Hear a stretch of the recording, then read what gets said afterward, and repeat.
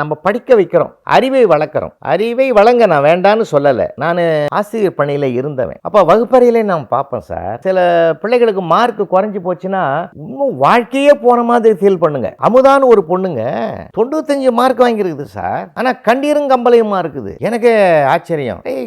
நீ தானடா class first, school first, subject first, ஏன் ஃபீலிங்காக இருக்கிற? இல்லை சார், அந்த 5 எங்கே போச்சுன்னு ஒரே ஃபீலிங்காக இருக்குது சார். இந்த பக்கம் பார்க்குறேன், பையன் கன்சாமி கலகலன்னு சிரிக்கிறான். பேப்பர் கையில் வந்ததுலேருந்து, என்னடா அவ்வளோ கலகலப்பாக இருக்கிற, என்ன விஷயம்?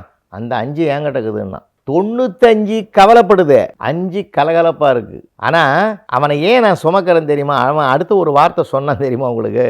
சார், அந்த பொண்ணு ரொம்ப ஃபீலிங்காக இருக்குது சார், நீங்கள் விரும்புனீங்கன்னா அந்த 5 அதுக்காக கொடுத்துட்றேன் சார்ன்னா. ஒன்று ஞாபகம் வச்சுங்க, அதிகமாக இருக்கிற செல்வம் வச்சுங்கிறவனுக்கு கொடுக்க மனம் வராது, குறைவாக வச்சிருக்கிறவனுக்கு கொடுக்க மனம் வரும்ன்றதை அவன் கிளாஸில் காட்டினான். பார்த்தீங்களா? இந்த பண்பாடு எனக்கு ரொம்ப பிடிச்சி போச்சு சார்.